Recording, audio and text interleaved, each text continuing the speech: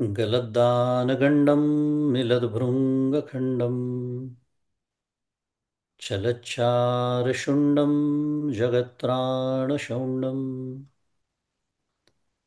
लसद्दन्तकाण्डं विपद्भङ्गचण्डं शिवप्रेमपिण्डं भजे वक्रतुण्डम्।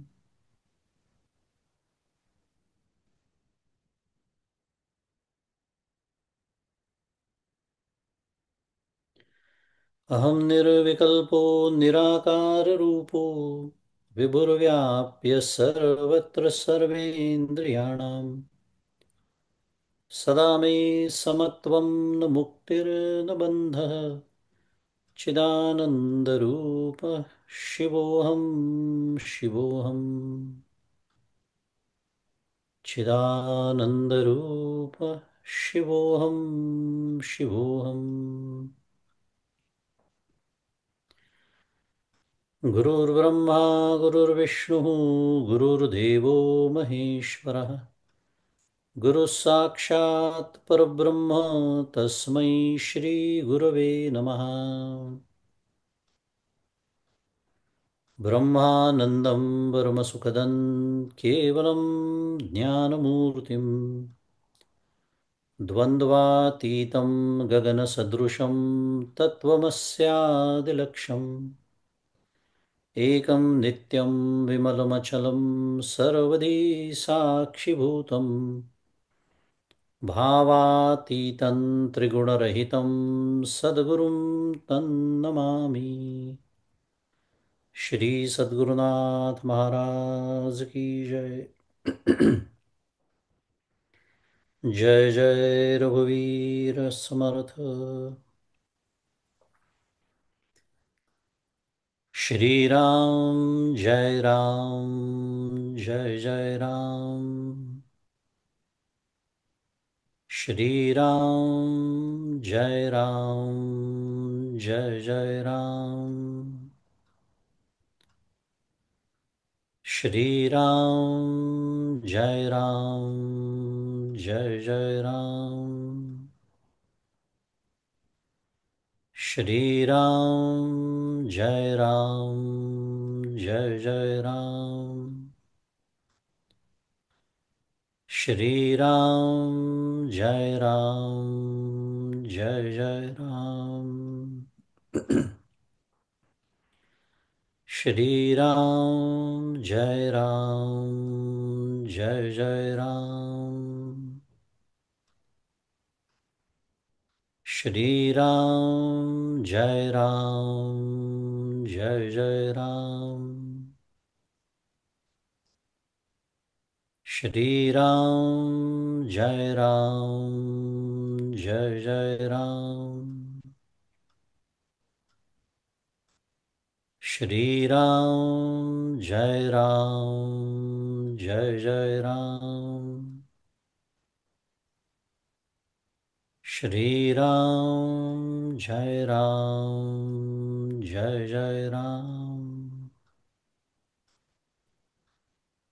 श्री राम जय राम जय जय राम।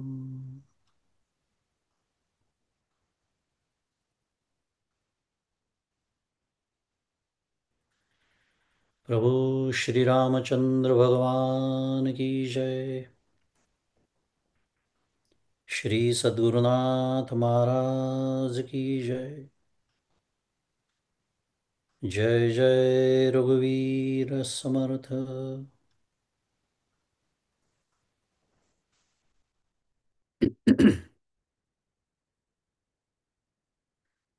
श्रीमदाद्य शंकराचार्य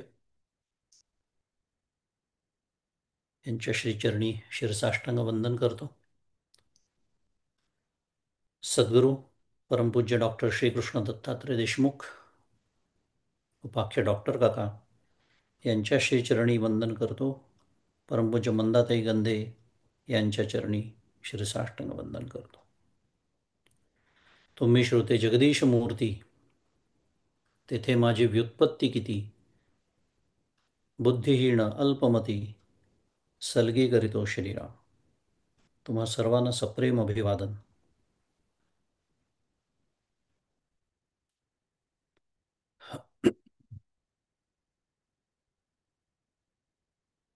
भगवत कृपेनी आपण पुनश्च श्रीमदाद्य शंकराचार्य कृत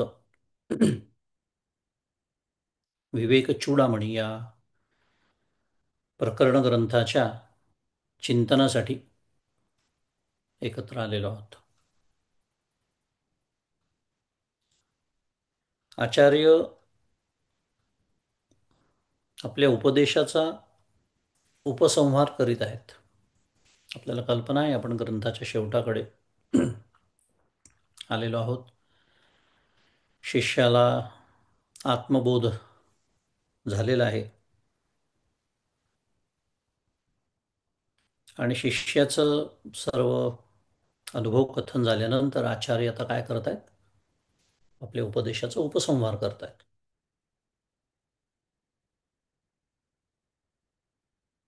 तो उपसंहार करताना जो ज्ञानी आहे, जो तत्ववेत्ता आहे, जो जीवनमुक्त आहे,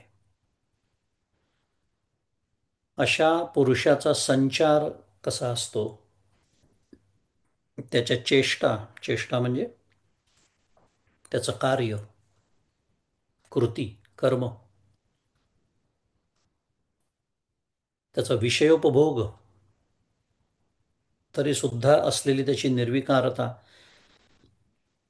इत्यादी सर्व गोष्टींचं आचार्य स्पष्ट विवेचन करत आहेत. हा ब्रह्मवेत्ता जो असतो तो सर्वतंत्र स्वतंत्र असं त्याचं वर्णन करतात. सुंदर वर्णन आहे. सर्वतंत्र स्वतंत्र म्हणजे निरंकुश असतो. त्याला देश कालादिकांची अपेक्षा नसते. कोणत्याही नियमांचं बंधन त्याला खरं होऊ शकत नाही.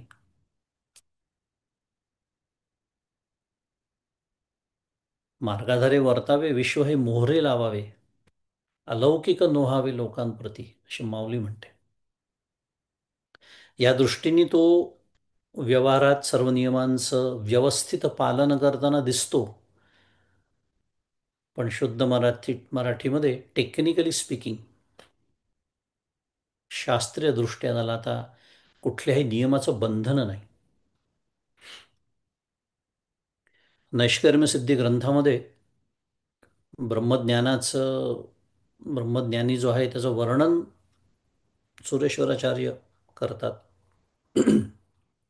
खूप छान श्लोक आहे तो, की दगदाखिलाधिकारश्येत ब्रह्मज्ञानाग्निना मुनिही वर्तमान श्रुतेर्मूर्ध्नी नैव स्याद वेद किंकर.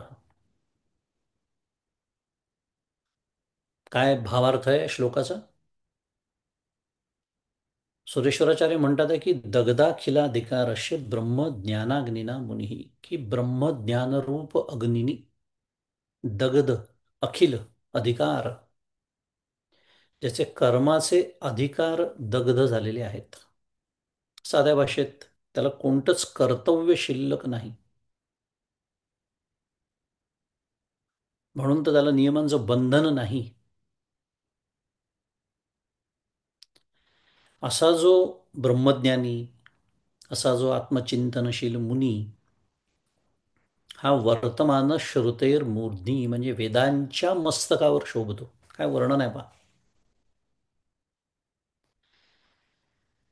अप्रतिम वर्णन आहे. वेदांच्या मस्तकावर तो शोभतो. न एव स्याद वेद किंकर, किंकर म्हणजे दास. तो वेदांचा दास कधीच होत नाही. वेदांचा दास होत नाही याचा अर्थ काय? वेद जे विधी निषेध सांगतात, विधी म्हणजे असं करावं, निषेध असं करू नये, डूज अँड डोंट्स शुद्ध मराठीत, ते त्याला आता लागू पडत नाही. म्हणजे काय? वेद सुद्धा त्याला आता असं कर किंवा असं करू नकोस असं सांगू शकत नाही. काय महात्म्य असेल कल्पना करा ज्ञानाचं. म्हणून म्हटलं की वेदांच्या मस्तकावर तो शोभतो. नियमांचं बंधन नाही, सर्वतंत्र स्वतंत्र. हा जो तत्ववेत्ता, ब्रह्मज्ञानी किंवा ब्रह्मवेत्ता असं या ग्रंथामध्ये त्याला वारंवार म्हटलेलं आहे, त्याला विषय लाभाने हर्ष होत नाही. त्याच्यामध्ये तो आसक्त होत नाही. आणि त्याचप्रमाणे विषयाच्या वियोगाने त्याला उद्वेगही होत नाही. का बरं? कारण हा ब्रह्मज्ञानी जो असतो हा स्वरूपीच रत असतो. तो आत्मक्रीड असतो. सुंदर शब्द आहेत. परमपूज्य काका म्हणतात, मी कसा असतो? मी दृश्य क्रीड असतो. ब्रह्मज्ञानी कसा असतो? तो आत्मक्रीड असतो. आणि स्वानंदाची प्राप्ती झाल्यामुळे त्याचं जे प्रारब्धवशामध्ये असलेलं विषय सेवन आहे ते सुद्धा निष्कामतेने होतं. कारण बद्ध मनुष्य जेव्हा विषयाचं सेवन करतो तेव्हा तो सुखाच्या अपेक्षेनेच करतो. तिथे तर्कशुद्ध आहे पाहायचं. या ब्रह्मज्ञानाला सुखाची अपेक्षाच नाही. का? कारण त्याला स्वानंदाची प्राप्ती झालेली आहे. सुखासाठी म्हणून तो विषयावर अवलंबूनच नाहीये. काही देहधर्म म्हणूया, देहनिर्वाहासाठी म्हणूया, प्रारब्धवशात काही कर्तव्य शिल्लक आहेत म्हणून म्हणूया,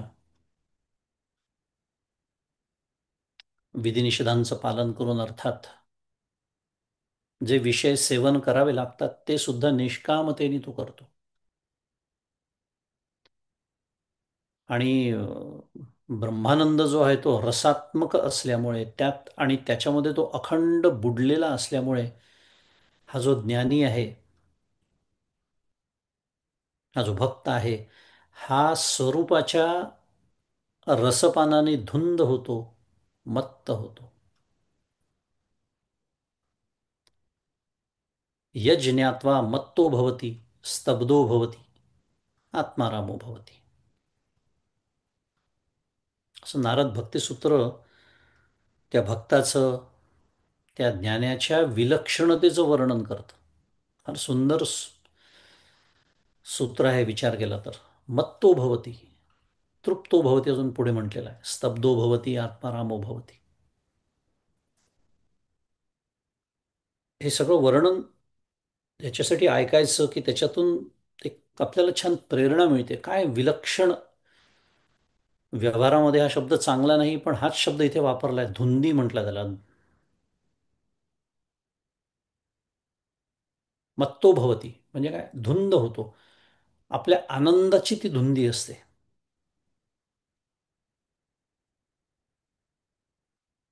हे त्याचं विलक्षणता आहे. आणि निष्कर्मम ब्रह्म असं ज्या तत्वाचं वर्णन शास्त्र करतं, निष्कर्मम ब्रह्म अशी व्याख्या आहे. त्या तत्वाचा ज्यांनी आत्मत्वानी अनुभव घेतलेला, आत्मत्वानी अनुभव म्हणजे ते मी आहे, प्रत्यक्ष असा अनुभव ज्यांनी घेतला, तो जो ज्ञानी आहे तो कदाचित मूर्खांना सामान्य वाटू शकतो. तत्ववेत्यांना तो तत्ववेत्ता वाटू शकतो. प्रारब्धवशात प्राप्त ऐश्वर्याचे भोग सुद्धा तो घेऊ शकतो. तो जनक राजाही असू शकतो. तो तुकाराम महाराजही असू शकतो. तो संत एकनाथ महाराजही असू शकतो. मग दोन वेगवेगळ्या तीन स्थितीतले तीन संत, आत्मज्ञानी, जीवनमुक्त, ब्रह्मज्ञानी. क्वचित तो निष्क्रिय सुद्धा असू शकतो. थोडक्यात इतक्या विविध पद्धतीने आपण त्याच्याकडे पाहू शकतो. म्हणून तर म्हणतात ना की संतांना ओळखण्यासाठी संतच व्हावं लागतं.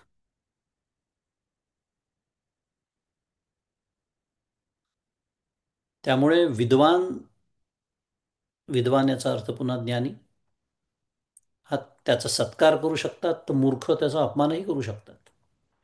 कारण त्यांना तो आपल्यासारखा दुसरा मनुष्य दिसतो. संतांच्या जीवनामध्ये काही कमी प्रसंग आलेले नाही आहेत अपमानाचे. आपल्याला संत चरित्र अगदी चांगली माहिती आहेत. नव्हे ते तर व्यवच्छेदक लक्षणच आहे म्हणतात संतत्वाचं. समाजाने त्यांचा छळ केलाच पाहिजे.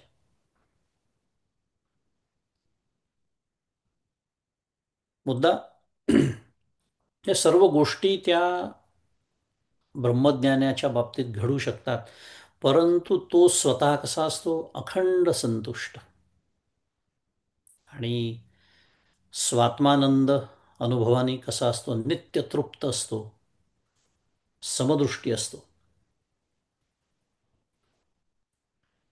हे त्याच्या काय म्हणे अंतःकरणाचं जे वैभव आहे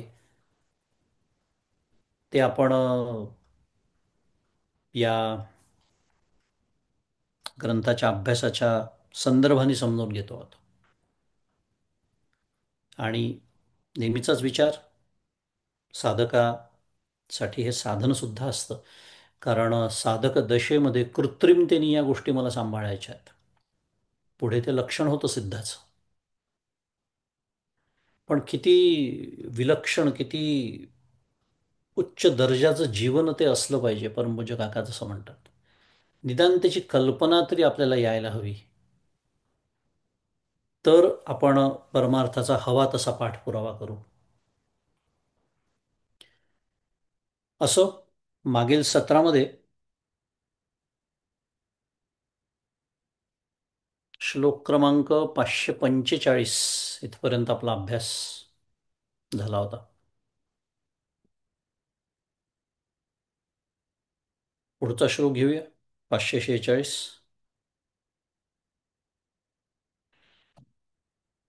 श्लोक वाचतो. अपि कुर्वन्न कुर्वाणश्च भोक्ता फलभोग्यपि शरीरर्यप्यशरीर्येष परिच्छिन्नोपि सर्वगः. पदच्छेद आहे की अपि कुर्वन् अकुर्वाणः च अभोक्ता फलभोगी अपि शरीरी अपि अशरीरी एषः परिच्छिन्नः अपि सर्वगः.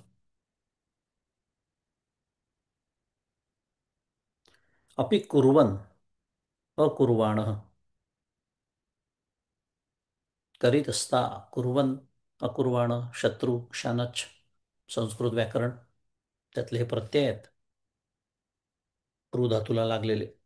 काय अर्थ आहे की हा म्हणजे हा जो ब्रह्मवेत्ता. पण संदर्भ काय सुरू आहे की प्राकृत जनांच्या दृष्टीने क्रिया करीत असता, कुर्वन करीत असताही आत्मा अकर्ता आहे या ज्ञानामुळे स्वदृष्टीने तो काय आहे, अकर्ता आहे, अकुर्वाण. आणि आपल्या अदृष्टानुसार, अदृष्ट म्हणजे पुन्हा प्रारब्ध असा अर्थ होतो, आपल्या अदृष्टानुसार भोगीजनांच्या दृष्टीने सुखदुःखादी फलभोगित असता, फलभोगी च, पुढे काय म्हटलंय, अभोक्ता, ही स्वतः अभोक्ता आहे. पुढे देहधारी असता, शरीरी अपि अशरीरी, देहधारी असता ही स्वतः शरीर संबंध शून्य आहे आणि मूर्खांच्या दृष्टीने एक देशात कुठेतरी राहणारा म्हणजे परिच्छिन्न असता. थोडक्यात साध्या भाषेत या देहापुरती मर्यादित असता तरीही कसा आहे, सर्व आत्माच आहे असा निश्चय असल्यामुळे स्वतः सर्व व्यापक आहे. ब्रह्मविद्याचे विचित्र वैभवच सांगितले. विचित्र याचा अर्थ विलक्षण, आपण समजतो तसा अर्थ विचित्र शब्दाचा नाही इथे. आता विचित्र या शब्दाचा माझा संबंध असतो, पण माझं सगळं वागणंच विचित्र असतं. तसा इथे अर्थ नाही. विचित्र याचा अर्थ विलक्षण. काय ब्रह्मवेत्त्याच्या वैभवाचं वर्णन सुरू आहे पुन्हा, मगाशी आपण बोललो तसं. आणि विशेषत या श्लोकामध्ये विरुद्धार्थी जोड्या समोर ठेवून या ब्रह्मवेत्याची जी विलक्षणता आहे, म्हणजेच वैचित्र्य आहे, ते अधोरेखित केलेलं आहे. विरुद्ध जोड्या काय? कुर्वन् अपि अकुर्वाणः, फलभोगी अपि अभोक्ता, शरीरी अपि अशरीरी, आणि परिच्छिन्न अपि सर्वगः. आहे की नाही जोड्या? विरुद्धार्थी जोड्या. कारण या विरुद्धार्थी जोड्यांमधनं काय अधोरेखित केलेलं आहे, तर प्रत्यक्षात असणं. प्रत्यक्षात असणं म्हणजे काय? त्या ब्रह्मज्ञानाची जी प्रत्यक्षातली स्थिती आहे ती, आणि इथला शब्द वापरायचा झाला जर प्राकृत जनांना, म्हणजे सामान्य सर्वसामान्य लोकांना जे दिसतं किंवा भासतं आहे, यातला विरोध अधोरेखित केलेला आहे. म्हणून इथे सामान्य लोकांना काय दिसतं? कुर्वन्. परिस्थिती काय आहे? अकुर्वाण. सामान्य लोकांना दिसतं फलभोगी. परिस्थिती काय आहे? अभोक्ता. सामान्य लोकांना दिसतं शरीरी. वस्तुस्थिती काय आहे? अशरीरी. त्यांना वाटतं परिच्छिन्न. वस्तुस्थिती आहे सर्वगः. हे या श्लोकाचं एक सुंदर छान वैशिष्ट्य आहे की आपली दृष्टी कशी असते, आणि आपली याचा अर्थ स्थूल दृष्टी. आपण स्थूल दृष्टीने ब्रह्मवेत्याकडे पाहतो. आपण स्थूल दृष्टीने सद्गुरूंकडे पाहतो, म्हणून तर मला त्यांचा देह दिसतो. म्हणून मला असं वाटतं की त्यांच्या देहाच्या सहवासात अखंड राहावं, किंवा त्यांच्या देहाची सेवा केली तरच सद्गुरू सेवा होते, असंही मला वाटतं. स्थूलदृष्टी. भगवद्गीता म्हणते की, जसं आता इथे म्हटलंय, कुर्वन् अकुर्वाणः. सामान्य मनुष्याला दिसतंय अरे खूप कार्य चालू आहे, खूप कार्य करतात, पण कर्मण्य कर्म यः पश्येद, कर्मणी च कर्म यः, सबुद्धिमान मनुष्येषु संयुक्त कृत्स्न कर्मकृत. भगवद्गीता बोलते आपल्याशी काय, की शरीराकडून होणाऱ्या कर्माच्या ठिकाणी त्या ब्रह्मवेत्याचा देह शक्यता आहे. अनेक प्रकारची कर्म करताना दिसू शकतो. अनेक ग्रंथ ते लिहू शकतात, अनेक प्रवचनं करू शकतात, प्रवास करू शकतात, काय एखादा मठ आश्रम चालवू शकतात, एखादी संस्था चालवू शकतात, एखाद्या देवळाची जबाबदारी पाहू शकतात. अनेक, एवढंच कशाला, प्रापंचिक कर्तव्य कर्मसुद्धा असू शकतात शेष प्रारब्धात. आपण आत्ताच जनक राजाचं उदाहरण घेतलं. अनेक अशी उदाहरणं आहेत. मुद्दा त्या ब्रह्मज्ञानाच्या शरीराकडून होणाऱ्या कर्माच्या ठिकाणी आत्मस्वरूपाचं अकर्म, नैष्कर्म्यम ब्रह्म, मगाशीच बोललो मी. आत्मस्वरूपाचं जे अकर्म आहे, म्हणजेच अकर्तृत्व आहे, म्हणजेच कर्म सुरू असताना, म्हणून इथे कुर्वन शब्द आलेला आहे. सुरू आहे, कुर्वन अकुर्वाण. कर्म सुरू असताना प्रत्यक्ष अकर्तृत्व आहे, कारण हे मी करतच नाही. कर्तृत्व भोक्तृत्व तिथे संपूर्णतः लयाला गेलेलं आहे, तरीही कर्म सुरू आहे. आणि स्थूल मनुष्याला जे शरीराचं अकर्म दिसतं, त्याच्यामध्ये प्रत्यक्षात काही करत नसलो तरी मी काही करत नाही, असा जो कर्मनिवृत्तीचा मानसिक व्यापार तो जाणतो. आणि असा जो जाणतो तो बुद्धिमान आहे, असं भगवद्गीता म्हणते. बुद्धिमान म्हणजे ब्रह्मज्ञानी आहे.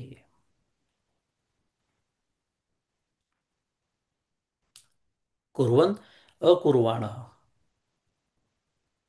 आणि किती आपली स्थूलदृष्टी असते पहा, हे लक्षातच राहत नाही. आणि म्हणून मी, माझ्या कर्म न करण्यामध्ये कर्म असतं.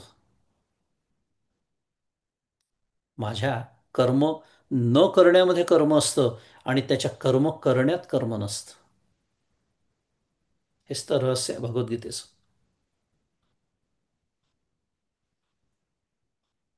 शरीरी पुढे म्हटलं काय शरीरी अपि अशरीरी.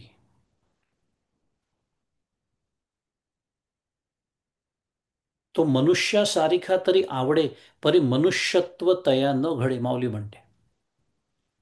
सुंदर वर्णन केलं आहे. तो मनुष्यासारिखा तरी आवडे म्हणजे काय? ब्रह्मज्ञानी मनुष्य असतो तो दिसायला कसा सामान्य मनुष्यासारखाच तर दिसतो. काय भगवे कपडे घातले म्हणजे ब्रह्मज्ञानी होतो का? नाही. काही बाह्य अशी काही चिन्ह असतात ज्याच्यावरून सांगता येतं हा ब्रह्मज्ञानी आहे? नाही. इथेच तर चुकतं माझं. मी फक्त स्थूल दृष्टीनेच सद्गुरूंकडे बघतो आणि मग तो फक्त एका देहाने दुसऱ्या देहाला केलेला नमस्कार ठरतो. सामान्य मनुष्यासारखा दिसतो. तो मनुष्यासारिखा तरी आवडे, परी मनुष्यत्व तया न घडे. परंतु त्याच्यामध्ये काय आहे, सामान्य मनुष्यपणा संभवत नाही. का? कारण ब्रह्मवेद ब्रह्मैव भवती. तो ब्रह्मच असतो. कारण ब्रह्मज्ञानी म्हणजे ब्रह्म जाणणारा, म्हणजे त्यांनी ब्रह्म जाणलं म्हणजे मी जसं व्यवहारातल्या गोष्टी जाणतो तसं जाणलं का? नाही. ज्याने ब्रह्म जाणलं ना तो ब्रह्मच होतो. ब्रह्मविद ब्रह्म एव भवती अशी श्रुती आहे. त्याला ब्रह्मज्ञानी असं म्हणतात. त्यामुळे ब्रह्माचं ज्ञान नाही, ब्रह्माला ज्ञान नाही, हे सगळे शब्द संभवतच नाही एकरूपत्वाने.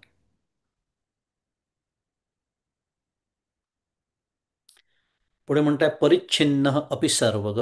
परिच्छिन्न म्हणजे काय? पुन्हा साधारण विषय तोच सुरू आहे. शरीरी म्हणा परिच्छिन्न म्हणा, कारण शरीरी समजलं. मी सद्गुरूंना काय समजतो? शरीरी. म्हणजे मी अप्रत्यक्षरित्या सद्गुरूंना काय समजतो? परिच्छिन्न. म्हणून मी वर्णन करू शकतो सद्गुरूंचं, आणि समर्थ म्हणतात आता सद्गुरू वर्णवेना.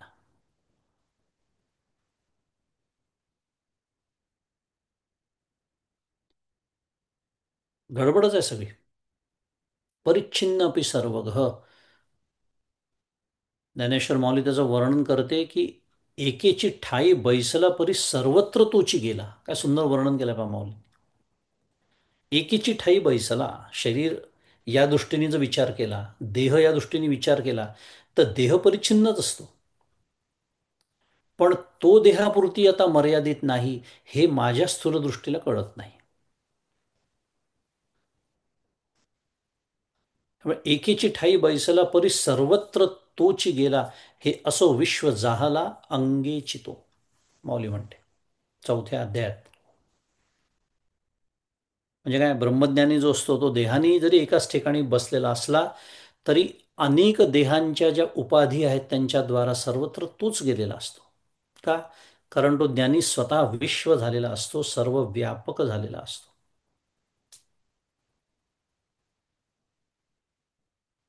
सर्व व्यापक झालेला असतो. हे समस्त हे श्री वासुदेव प्रतिती रसाचा ओतला भाव. उपाधी जरी वेगळी असली, उपाधी रूपाने तो जरी एका ठिकाणी बसलेला दिसला, उपाधी रूपाने तो जरी परिच्छिन्न आहे असं वाटत असलं,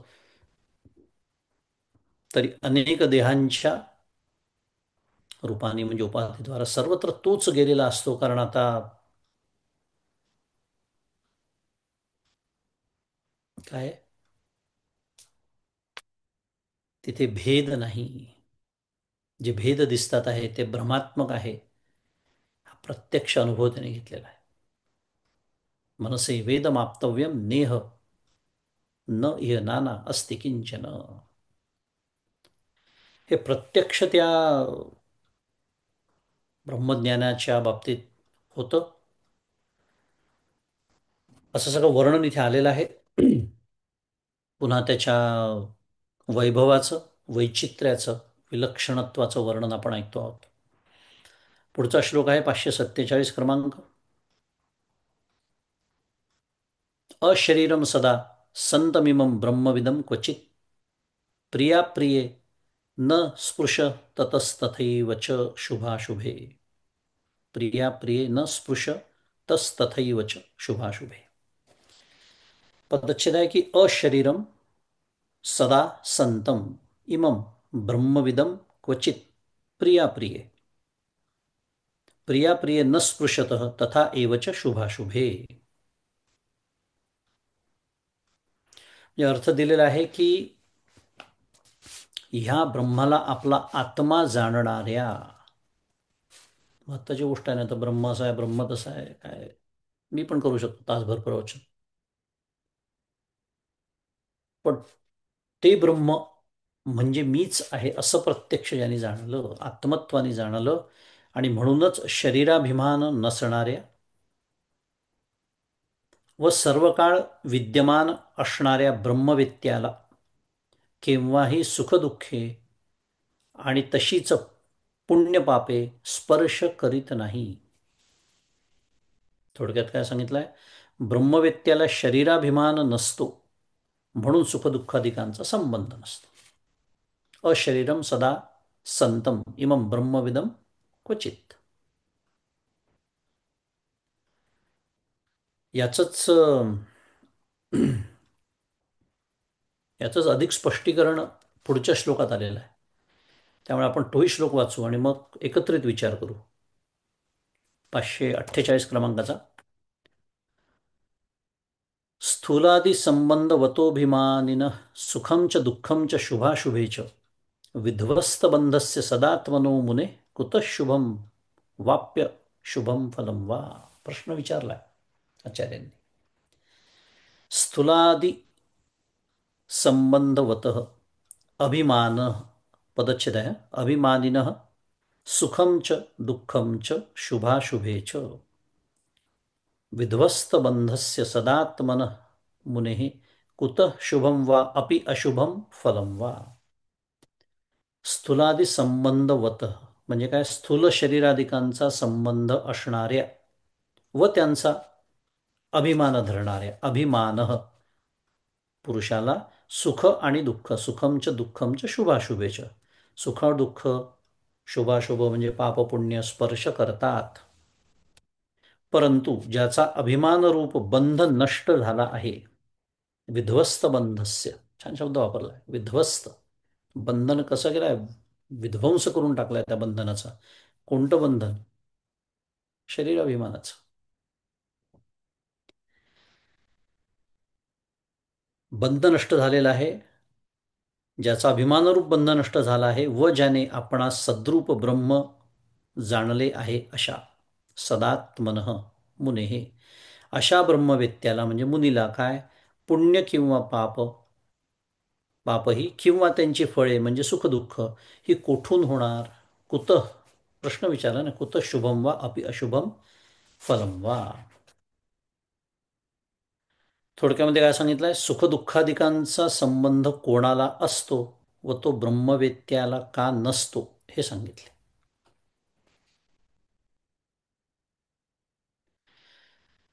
सुंदर श्लोक आहे. खरं आपल्याला कल्पना आहेच की उपदेशाचा उपसंहार सुरू आहे, मगाशीच आपण बोललो सुरुवातीला. त्यामुळे गोष्टींची पुनरावृत्ती आहे निश्चितपणे, कारण उपसंहारच आहे शुद्ध मराठीमध्ये समर. त्यामुळे आधी आपण जे शिकलो आहे त्याची पुनरावृत्ती थोडक्यामध्ये सारांशाने सांगणं सुरू आहे.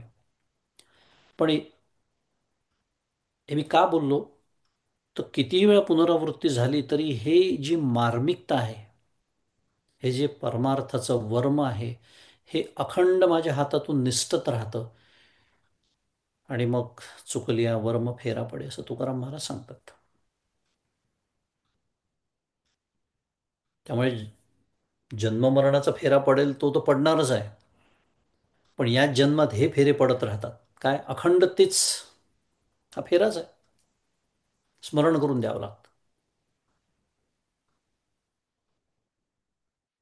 सुख दुःख, पाप पुण्य किंवा पुण्य पाप, शुभ अशुभ म्हणूया, या इत्यादी सर्व गोष्टींचं अधिष्ठान हे काय आहे? शरीराभिमान. शरीराभिमान याचा अर्थ मी देह आहे, ही जी घट्ट समजूत माझ्या अंतःकरणामध्ये आहे, हा जो भ्रम आहे, हा भ्रम या सर्व गोष्टींचं अधिष्ठान आहे. आणि हा भ्रमच ज्याचा पूर्णतः गेलेला आहे, त्याच्या प्रती या सर्व उपरोक्त गोष्टी, सुखदुःख, पापपुण्य वगैरे या गोष्टींना काय अर्थ किंवा किंमत? आचार्यांनी प्रश्न विचारला ना, कुतः शुभम वा अपि अशुभम फलम वा. भ्रमरूपी अज्ञान कारणाचा नाश झाल्यामुळे सुख दुःख पाप पुण्य हे कार्य संभवेल का, विचार करा. कारण कार्याचं कारणच जर नष्ट झालं तर कार्य संभवतं का? पुण्य पाप सुख दुःख हे जे सगळे कार्यरूपी परिणाम, पण त्याचं कारण काय? त्याचं कारण भ्रम हे आहे. कोणता भ्रम? हा देह मी आहे. त्या देहामध्ये सगळं आलं, पुन्हा वारंवार ते बोलण्याची आवश्यकता नाही. पण हा भ्रमच ज्याचा नष्ट झालेला आहे, मी शरीर आहे, मी देह आहे असं ज्याला वाटतच नाही, कारण मी ब्रह्म आहे असा परिपूर्ण अनुभव त्याने घेतला आहे, नव्हे अखंड त्या आनंदामध्ये तो डुलतो आहे. ब्रह्मानंदे सदा डुल्लतू. त्याला या गोष्टी होणं कसं शक्य आहे, असा प्रश्नच आचार्यांनी विचारला. पुन्हा चौथ्या अध्याय ज्ञानेश्वर महाराज खूप सुंदर वर्णन त्याचं करतात, की जो शरीरी उदासू फळभोगी निराशू आणि नित्यता उल्हासू होऊनी, असे माऊली म्हणते.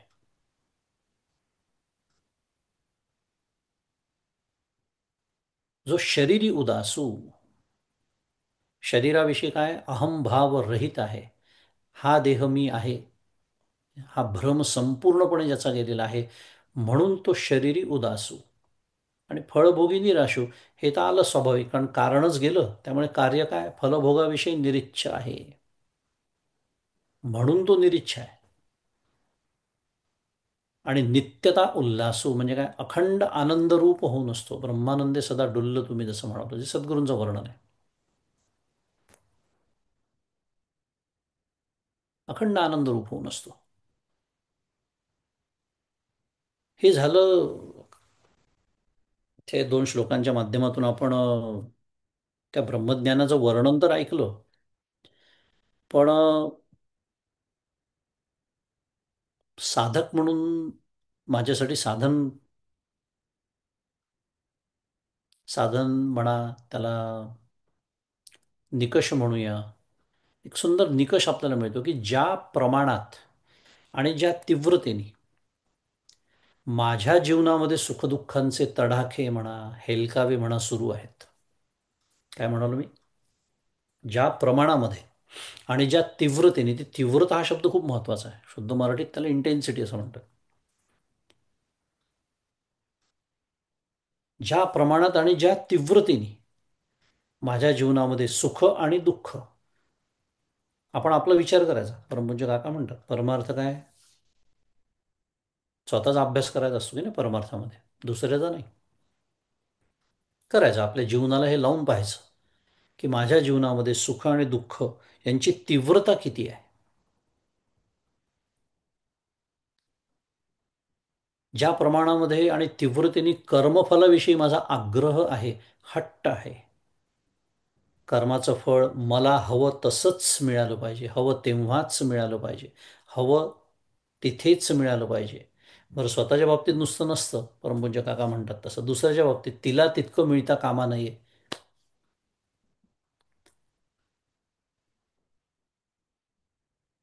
मुद्दा काय सुरू आहे? हे माझ्या जीवनामध्ये जितक्या प्रमाणामध्ये आहे आणि जितक्या तीव्रतेने आहे, तितक्या प्रमाणात आणि तितक्या तीव्रतेने काय आहे, माझी देहासक्ती आहे, माझा शरीराभिमान आहे. मुख्य विषय आपला तो सुरू आहे. कारण प्रवचन ऐकताना किंवा इतर वेळेला सुद्धा मी स्वतःला प्रमाणित करतच असतो. प्रमाणित म्हणजे शुद्ध मराठीत सर्टिफाय म्हणतात त्याला. मी मला स्वतःला सर्टिफिकेट देत असतो की नाही नाही, मला काही देहासक्ती वगैरे नाही आहे फारशी तशी, असं मी म्हणतो. पण ह्या सर्व गोष्टी बहुतांश प्रमाणात आणि अत्यंत तीव्रतेने माझ्या जीवनामध्ये या गोष्टींचा खेळ सुरू असतो. सुखदुःखांच्या हेलकाव्यात माझं जीवन काय असतं, सुरू असतं साध्या भाषेत.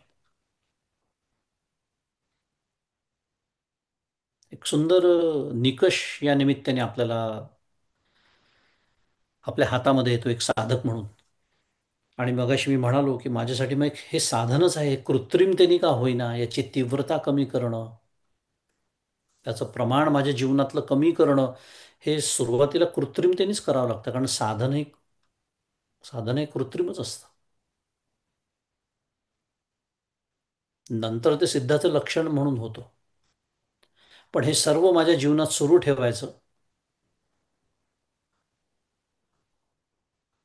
10 वर्ष, 15 वर्ष, 20 वर्ष, 25 वर्ष, आणि तरीही समजायचं माझा परमार्थ सुरू आहे. परमपूज्य काका त्याला एक तर रामकृष्ण हरी म्हणतात, किंवा त्याला एक सुंदर शब्द देतात, साधनाभास.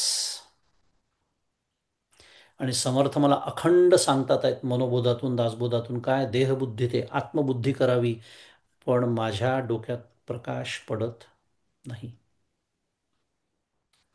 कारण माझ्या जीवनामध्ये परमार्थाचं स्थानच मुळामध्ये, इतर काही 4 गोष्टी मी करतो त्याच्यात ही एक 5वी गोष्ट.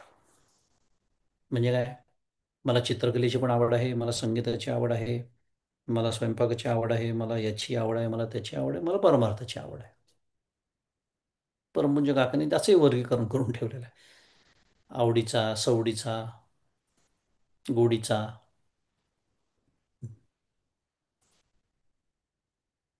असा परमार्थ करून फारसं पदरात काही पडत नाही, असं परमपूज्य काकांनी सांगून ठेवलेलं आहे. आपल्याकडे अजून वेळ आहे, पुढचे श्लोक घेऊया.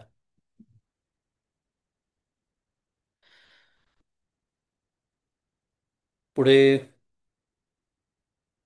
549 क्रमांक आणि 550 क्रमांक या 2 श्लोकांचा गट केलेला आहे. आणि आत्ता आपण जे बोलतो आहे त्याच्यासाठी एक दृष्टांतच दिलेला आहे, त्यामुळे तसं संबंधितच आहे, वाचूया. तमसा ग्रस्त वद्भानादग्रस्तोऽपि रवेर्जनैः ग्रस्त इत्युच्यते भ्रांत्या यज्ञात्वा वस्तुलक्षणम् तद्वद्देहादिबन्धनेभ्यो विमुक्तं ब्रह्मवित्तमं पश्यन्ति देहवन्मूढाः शरीराभासदर्शनात्. 2 श्लोक एकत्र केल्यात कारण दोन्ही श्लोक मिळून तो विषय पूर्ण होतोय म्हणून.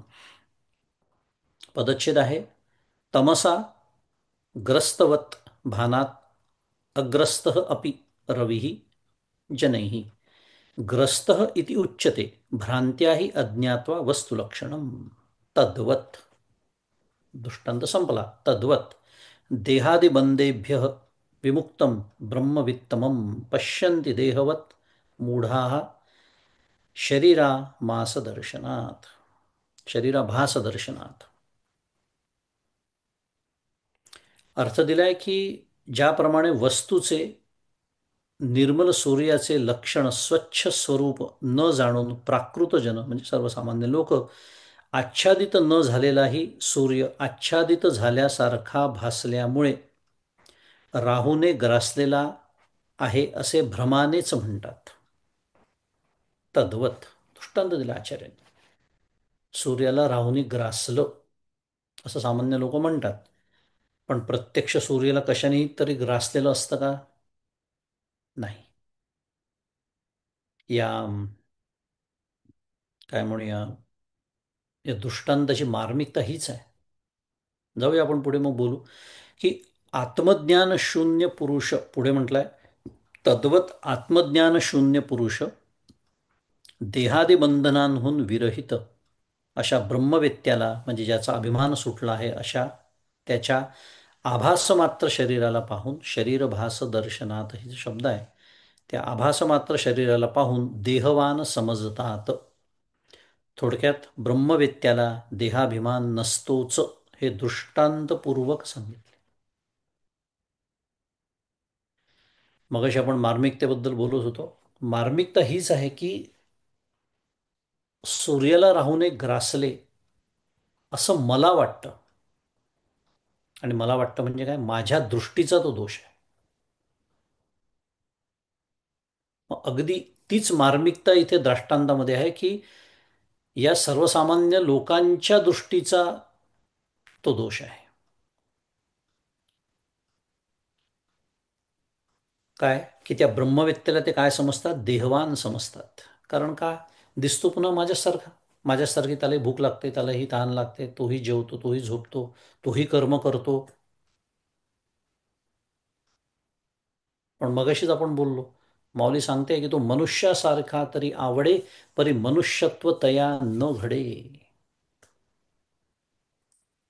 मनुष्यत्व तया न घडे, हे अखंड सांगणं चाललेलं आहे की काय, आपल्यासारखं त्यांना समजू नये आणि हे लक्षात राहत नाही, म्हणून माझं वागणं सुद्धा त्यांच्याशी आपल्यासारखंच होतं, जसं मी इतरांशी वागतो. बऱ्याच समस्या निर्माण होतात त्याच्यातून. लक्षात राहत नाही की मी कोणाच्या सान्निध्यात आहे. अनेक वेळेला विनाकारण सलगी दाखवायला मी जातो. सलगी कोणाला दाखवायची असते? पुन्हा इतरांना. कारण माझी दृष्टी स्थूल आहे ना. इतरांना वाटलं पाहिजे की मी सद्गुरूंच्या किती जवळचा आहे. मग त्या सलगी दाखवण्यातून प्रमाद घडतात. हे भान आपल्याला असलं पाहिजे. हे भान जेव्हा मला राहत नाही, याचा अर्थच असा आहे की त्या ब्रह्मवेत्त्याला मी त्याचा देह समजतोय अजूनही.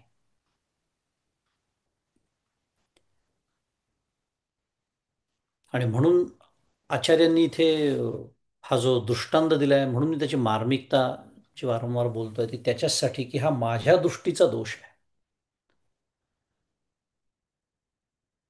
ते शरीरात असून अशरीरी आहे. याच दृष्टीने मग अशी आपण बोललो तसं दासबोधामध्ये सद्गुरू स्तवन करताना, आता सद्गुरू वर्णवेन अशी सुरुवात समर्थ का करतात? कारण समर्थांना शरीरधारी सद्गुरू अपेक्षितच नाही आहे. आपलं भाग्यच आपल्याला असा जीवनमुक्त, असा ब्रह्मवेत्ता, असे सद्गुरू शरीरामध्ये बघायला मिळत असेल, हे आपलं भाग्य आहे. की प्रत्यक्ष ब्रह्मविद ब्रह्म एव भवती हे झाल्यानंतरचं जीवन, ज्ञानोत्तर जीवन कसं असू शकतं, हे प्रत्यक्ष बघायला, अनुभवायला आपल्याला मिळतं, हे आपलं भाग्य आहे. पण हे लक्षात जेव्हा राहत नाही, तेव्हा मग मी जसं म्हणालो तसे काय म्हणतात, प्रमाद घडतात माझ्या हातून.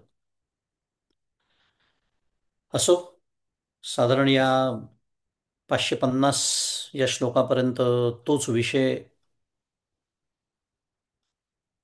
आचार्यांनी सांगितलेला आहे की देहामध्ये असलेला तो जो ब्रह्मवेत्ता, तो देहादी बंधनांहून विरहित असतो. पण त्याच्या आभास मात्र शरीराला पाहून त्याला देहवान कोण समजतो? स्थूल मनुष्य समजतो. आणि मग ज्ञानेश्वर महाराजांची अजून एक ओवी आहे, ती वेगळ्या संदर्भात असली तरी इथे लावून घेता येते की एरवी स्थूल दृष्टी मूढ, माते जाणती किर दृढ, परे ते जाणण्याची जाणणे या आड रिगोनी ठाके. अप्रतिम ओवी आहे. म्हणजे काय? या संदर्भात कशी लागू पडते ती? एरवी स्थूलदृष्टी मूढ, मी मूढ, माझी दृष्टी स्थूल असते. आणि त्याचा होतो काय परिणाम? माते जाणती किरत दृढ. तिथे भगवंत स्वतःबद्दल बोलत असले तरी इथे मी ते ब्रह्मज्ञानाला अगदी आपण लावून घेऊ शकतो. मी त्यांना माझ्याच देहासारखा देहरूपीच समजतो. मग होतं काय? तेच जाणणं खरं जाणण्याच्या आड येऊन ठाकतं, असं माऊली म्हणते. म्हणून इथे जे म्हटलेलं आहे की त्यांचा देहाभिमान पूर्णतः सुटलेला आहे. ते स्वतःला स्वतःचा देह समजत नाही, पण मी त्यांना त्यांचा देह समजतो. का? कारण मी स्वतःला माझा देह समजतो. मी स्वतःला देहवान समजतो, म्हणून मी त्यांनाही देहवान समजतो. असे प्रमाद होऊ शकतात. असो, ब्रह्मवेत्त्याचं सगळं काय म्हणूया महात्म्य आपण ऐकतो आहोत की देहामध्ये राहूनही ज्याला, म्हणून त्याला जीवन मुक्त किंवा जीवनमुक्ती असं म्हणतात. प्रारब्ध संपल्यानंतर, देहाचं पतन झाल्यानंतर त्यालाच विदेहमुक्त असं म्हणतात. पण देहातच असून जीवनमुक्ती किंवा जीवनमुक्ताचं जीवन कसं असतं हे सगळं वर्णन आपण ऐकलं. थोडासा वेळ आहे, पण पुढचा श्लोक कदाचित होणार नाही, त्यामुळे इथे थांबूया. आपण आपला अभ्यास आज 550 श्लोकापर्यंत पूर्ण झाला. पुढचा अभ्यास पुढच्या सत्रात होईलच. त्यामुळे आज इथे थांबू आणि आजचं हे चिंतन आचार्य चरणी, सद्गुरूंच्या चरणी अर्पण करूया. श्री सद्गुरुनाथ महाराज की जय. जय जय रघुवीर समर्थ.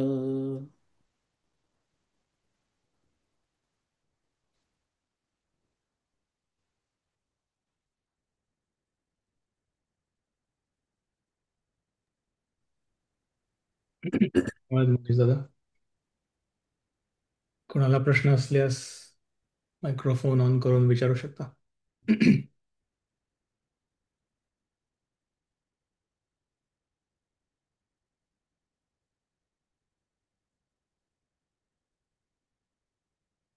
खूप दिवसांनी, खूप आठवड्याने प्रत्यक्ष प्रवचनाचा योग आलेला आहे.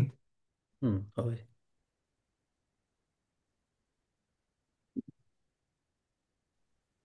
जय श्रीराम दादा, दंडवत प्रणाम तुम्हाला. दादा तुम्ही म्हणत होता ते वर्णन करताना परस्पर विरोधी म्हणजे एक आपला दृष्टिकोन आणि त्यांचं असणं, आणि त्यावेळेला मला तो तदेजती तन्नेजती हाही श्लोक आठवत होता. तर त्यात पण तसाच विरोधाभास आहे का? म्हणजे मी तो त्या दृष्टीने समजून घेण्याचा प्रयत्न करत होते. तो भाव नाही आहे तिथे. तिथे ब्रह्मतत्वाचं वर्णन करणारी ती श्रुती आहे. हम्म. आणि ब्रह्मतत्व सर्वत्र सदा सम हम्म. असं आहे, पण त्याचं वर्णन थोडं काव्यात्मक दृष्टीने करण्यासाठी म्हणून तदेजती तन्नेजती. इथे जातं पण जात नाही. ते दूरही आहे, हम्म. ते जवळही आहे. म्हणजे विरोधा विरोधी शब्द आहे, पण भाव वेगळा आहे. सांगणं हे चाललंय तिथे की त्याला जायला जागाच नाही. ते जाईल कुठे? सर्वत्र तेच आहे या दृष्टीने. त्यामुळे या दोन भिन्न गोष्टी आहेत. बरं. Thank you.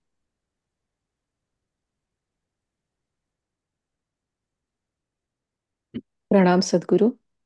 मी प्रश्न विचारू शकते का? कांचन खळदकर. हो. तुम्ही शेवटी शेवटी जे म्हणालात, कृत्रिम आणि कृत्रिमाचा नाश करण्यासाठी कृत्रिम साधन, तर ते नामजपाबद्दल, त्याच्याबद्दल जरा जास्ती सांगाल का, स्पष्ट करून? का मी समजायला काहीतरी चूक करतेय? कृत्रिमतेने कशाचा नाश म्हटलं? मला नाही समजलं. म्हणजे नामजप किंवा हे जे साधन, हे साधन कृत्रिम आहे आणि त्याच्यामुळे मायेचा नाश होऊ शकतो, हा जो कन्सेप्ट आहे त्याच्याबद्दल सांगाल का जरा जास्त? बरं. मगाशी बोललो आपण, तो विषय वेगळा होता. तिथे विषय हा होता मगाशी की साधन हे नेहमी कृत्रिम असतं असं म्हणून मी म्हणालो. बरोबर, साधन. हां. तुमचा प्रश्न वेगळा आहे. पण एक लक्षात ठेवायचं की कृत्रिमतेने अकृत्रिमतेचा अनुभव कधीच येत नाही. मग प्रश्न असा निर्माण होतो की साधन तर कृत्रिम आहे, मग साधन करायचं नाही का? असा त्याचा अर्थ नाही. त्याचा अर्थ असा आहे की साधन कृत्रिम असतं, बरोबर आहे, पण साधन हे मुळात प्रत्यक्ष ज्ञानप्राप्ती करून देत नाही, तर साधन हे अज्ञानाची निवृत्ती करतं. कारण ज्ञान हे नित्यप्राप्तच आहे, ते स्वयंसिद्ध आहे, ते वस्तुतंत्र आहे. ते कर्तृतंत्र नाही. कर्तृतंत्र म्हणजे करणाऱ्यावर अवलंबून नाही, म्हणून साधना करणारा जो साधक त्याच्यावर ते अवलंबून नाही, असा त्याचा अर्थ आहे. मग ते साधन नामस्मरण असो किंवा ध्यान असो किंवा अजून कुठलं असो, लय चिंतन असो, अनेक प्रकारची साधनं आहेत. पण ह्या सर्व साधनांनी काय होतं तर अज्ञानाची निवृत्ती होते, हे लक्षात ठेवायचं.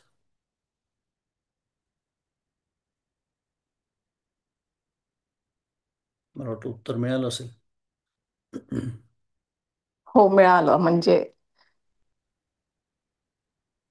मी जरा गडबड करत होते समजण्यात आणि खूप चांगलं कळलं म्हणजे. थँक्यू. नमस्कार. मंगेश दादा, एक पत्ता प्रश्न आला विचार करता करता. ब्रह्मवेत्याला देहाभिमान नसतोच असा जो इकडे आलाय, या तपशिलात एक प्रश्न होता की आधी पण भोगता आणि अभोक्ता हे शब्द येऊन गेले. हं, भोग हा शब्द जो आहे त्याचा अर्थ अजून कळून घ्यायचा होता जरा बारकाव्यात. म्हणजे दृश्य बघणे आणि दृश्य भोगणे, किंवा जेवण करणे आणि अन्न भोगणे, हे या दोघांच्यात फरक, त्याच्यातला बारकावा समजाल का? आणि आपण जिथे माझी कुठे चूक असेल ते मी कसं ओळखून घ्यावं, कसं सावध राहावं या दोघातल्या फरकात, त्याच्याबद्दल थोडंसं मार्गदर्शन हवं होतं. हं. भोगू न भोगता, तो ऐकलं असेल, ब्रह्मज्योत काका नेहमीच सांगतात. होय. कारण भोग याचा जर थोडा विचार केला तर सुखाच्या अपेक्षेने जेव्हा मी एखादा विषयाचं सेवन करतो तेव्हा त्याला भोग म्हणतात. माझं सुख त्याच्यावरती अवलंबून आहे. तो मिळाला तर मी सुखी, नाही मिळाला तर मी दुःखी. हे जे प्रकार आहेत त्याला भोग असं म्हणतात. आणि हे तिथे नसल्यामुळे प्रत्यक्ष देहानी जरी तू जसं म्हणतोय तसं हम्म, हम्म, अन्नाचं सेवन सुरू आहे, बाकीच्या गोष्टी म्हणजे पाचही ज्ञानेंद्रियांनी आपल्या स्थूलदृष्टीने आपण ज्याला भोग म्हणतो आहे ते सुरू आहेत असं दिसतं. आणि म्हणून तिथे निष्कर्म शब्द वापरलाय बघ त्या भोगाच्या संदर्भामध्ये. हम्म, कारण आता भूक लागली, देहनिर्वाहासाठी खाणं तर भागच आहे, पण त्या खाद्यपेयांमध्ये त्याच्यात माझं सुख अवलंबूनच नाही आहे, कारण मी स्वतःच सुखरूप आहे या अनुभवामध्ये त्या विषयाचं सेवन सुरू आहे. कल्पना कर. हम्म, हम्म, त्यामुळे देहाच्या निर्वाहासाठी लागतं आहे म्हणून मी खातोय, ठीक आहे. हां, त्याच्यातही आपण जसं म्हणतो आवडीनिवडी असू शकतात, जीवनमुक्ताचे सुद्धा असतात. ब्रह्मपूज्य काका नेहमी उदाहरण देतात. तेच मला त्याच्यातच महाराजांना बारकावा हवा होता. हम्म, गोंदवलेकर महाराजांना हम्म, काय म्हणूया, भाकरी पिठलं आवडायचं. आता आवडायचा अर्थ काय, आपण शुद्ध मराठीत ज्याला गिव्हन अ चॉईस म्हणतो, की दोन गोष्टी समोर ठेवल्या, पिठलं भाकरी पण ठेवली आणि दुसरं काहीतरी ठेवलं, तर ते ते निवडतील, एवढाच त्याचा अर्थ आहे फक्त. हम्म, ते नाही मिळालं म्हणून त्यांच्या सुखाला धक्काच लागू शकत नाही. तिथे वासना शिल्लक नाही थोडक्यात.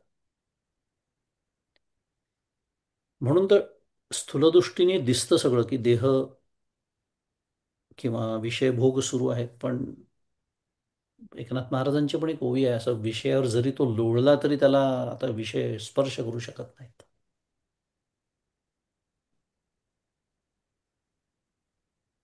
हम्म.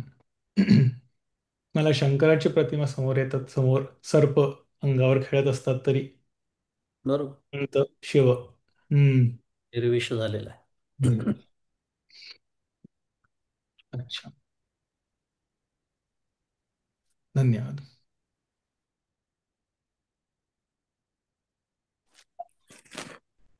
मंगेशजी. आता बरं, बोला. नाही, हे सगळं जे आपलं पाच इंद्रियांना जे काही आवडतं, दिसणं वगैरे, हे सगळं कंडिशनिंगच आहे ना. पण कारण आपण लहानपणापासून कुठे वाढतो, कसे खातो, काय जेवतो, किंवा त्याचप्रमाणे काय बघतो, काय आवडतं, हे सगळं या म्हणजे विषया वाचून काही आणिक सर्वथा रम्य नाही, ऐसा स्वभावोची पाही इंद्रियांचा, माऊली म्हणते. हम्म, त्यालाच तुम्ही कंडिशनिंग म्हणतात. हम्म, पण कंडिशनिंग तसा विचार केला तर अंतःकरणाचं असतं, जीवाचं असतं, चिदाभासाचं असतं, टू बी प्रिसाईज. कारण इंद्रिय, मन हे शेवटी जड आहे. हम्म, कंडिशनिंग ज्याचं होतं त्याला जीव असं म्हणतात. त्याला ती वासना आपण साध्या भाषेत बोलतो. पण त्या इंद्रियांचा जय वासनेचा क्षय, तुकाराम महाराजांनी छान एक उपाय आपल्याला दिलेला आहे. हम्म. इंद्रियांचा जय हळूहळू करत जायचा, हळूहळू वासनेचा क्षय, म्हणून तिथे क्षय शब्द वापरला आहे. Decay doesn't happen overnight. नाही पण ते कमी व्हायला पाहिजे असं आहे का? ते त्याची सवय झाल्यामुळे ते रोज आपण जे पोळी भाजी खात असतो तर रोज तेच पोळी भाजी खातो, म्हणजे कंडिशनिंगच्या दृष्टीने मी म्हणते. आवडतं का नाही ह्या विचारापेक्षा जे काही आजूबाजूला असतं आणि घडत असतं त्याला आपण रिस्पॉन्स आपली पाचची इंद्रिय देतात ना, त्या दृष्टीने म्हणते. वासना म्हणून नाही. पण खायला तर लागतो, बघत तर असतो. अं, आता जीवनमुक्त सुद्धा जेवण करतो असं आपण विचार करतोय ना. हं, त्यामुळे तो विषयच नाही आहे. देहनिर्वाहासाठी जे लागतं ते केलंच हं, पाहिजे. डॉक्टरकडे सुद्धा गेलं पाहिजे, ऑपरेशन सुद्धा करून घेतलं पाहिजे. य, हं, कशासाठी? कारण हे देह हे माझं साधन आहे. जसं कार माझं साधन आहे. हं, हं, कार मी चालवतो, पण मी कार चालवणार पण मेकॅनिककडे नेणारच नाही असं म्हणून चालतं का? हं, ऑइल चेंज करावं लागतं, हं, मेंटेनन्स करावं लागतं. तसं या देहाचा मेंटेनन्स करावा लागतो, लक्षात ठेवायचं. हं. साधन आहे ते. नाही, माझा प्रश्न असा होता, पण त्याच्याशी मग वासनेचा संबंध येतो का? करायचं हे देह कर्तव्य झालं तो. देहनिर्वाहामध्ये वासना येत नाही असंच आपण आत्ता बोलत होतो. नाही तर जीवनमुक्तानी देहनिर्वाहासाठी अन्न ग्रहण केलंच नसतं. हं, वासनेचा संबंध येतो, हेच पाहिजे, असंच पाहिजे, तसंच पाहिजे, तेव्हाच पाहिजे. राईट. ते हा, नाही हा. मिळालं तर मग चित्त विकारी होणं, हे सर्व वासनेचे आविष्कार आहेत. हं. प्रारब्धवशामध्ये बासुंदी समोर आली. परमपूज्य काका म्हणतात, एरंडेल तेल प्यायल्यासारखी बासुंदी पिण्याची गरज नाही. या. आली, विधीमध्ये ती बसते आहे. डायबिटीज नाही आहे, हं, त्याची परवानगी आहे. हं, हं, आता डायबिटीज आहे, डॉक्टरनी सांगितलं बघू सुद्धा नका, पिणं हं. तर दूरच राहिलं. आता बघू सुद्धा नका म्हटल्यानंतर माझ्या अंतःकरणात जे काही होतं ते होत असेल तर वासना आहे, तुमच्या प्रश्नाचं उत्तर. ओके. या. हं, हं, पण काही बिघडत नाही. डॉक्टर म्हणाले पिऊ नका, मला माझ्या आरोग्यासाठी पण ते हानिकारक आहे. हं, हं, मग मी पोट भरण्यासाठी दुसरं काहीतरी खाते किंवा पिते. इतकं हं. सहज ज्याला जमतं त्यांनी वासना जिंकली, ती विशिष्ट वासना जिंकली असं म्हणायचं. Got it.